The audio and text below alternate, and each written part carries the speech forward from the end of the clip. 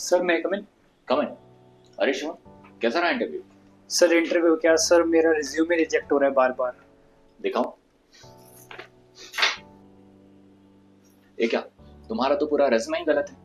आओ बैठो, बताता हूँ।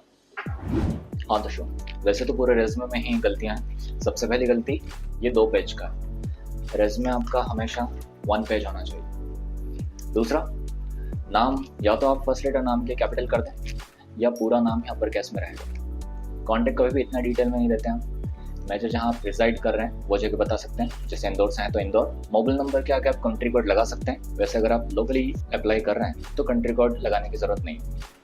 इसके अलावा आपकी जो ईमेल है ये प्रोफेशनल होना चाहिए, आपके नाम के तहत। समरी जो आपने लिखी है इसकी हेडिंग मिसिंग है, बाकी सारे हेडिंग्स के चलते हैं, एक्सपीरियंस, प्रोजेक्ट, स्किल्स। वैसे यहाँ पर समरी या ऑब्जेक्टिव नहीं लिखा हुआ।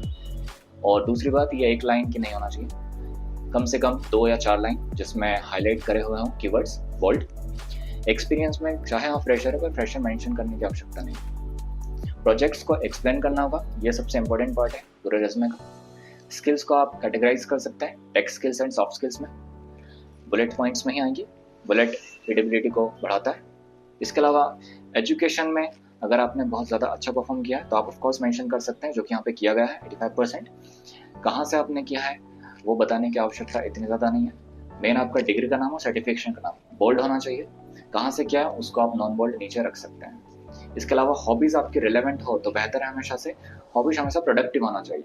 अगर आप यहाँ पे लिखते हैं कि वॉचिंग नेटफ्लिक्स वगैरह तो यह नेगेटिव इम्पैक्ट डालता है रिक्रूटर पर। तो कुकिंग तो कंसिडरेबल है। इसके अलावा जैसे एग्जाम्पल के लिए गार्डनिंग, तो ये भी एक प्रोडक्टिव हॉबी है, तो वो हमेशा आपको माइंड में रख के चलना है। इसके अलावा डिक्लेरेशन आउटडेटेड है, आर्केक है, अब यूज़ नहीं होता आज के मॉडर्न फॉर्मेट में।